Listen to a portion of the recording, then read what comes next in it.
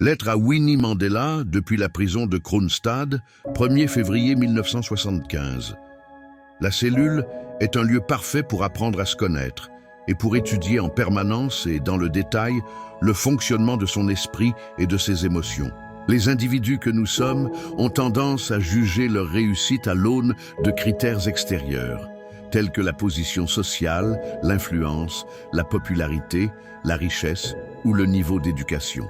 Ce sont bien sûr des notions importantes pour mesurer sa réussite, et on comprend que beaucoup tentent d'obtenir le meilleur d'eux-mêmes sur ces points.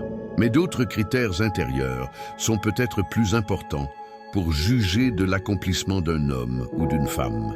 L'honnêteté, la sincérité, la simplicité, l'humilité, la générosité, l'absence de vanité, la capacité à servir les autres, qualités à la portée de toutes les âmes, sont les véritables fondations de notre vie spirituelle.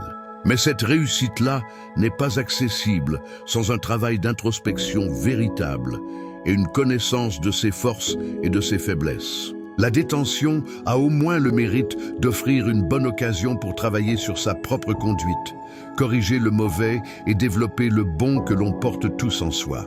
La pratique régulière de la méditation, disons un quart d'heure chaque jour avant de se coucher, peut y être très utile. Il est possible que dans un premier temps, tu aies du mal à identifier les éléments négatifs de ta vie, mais tu seras récompensé si tu en fais l'effort régulier.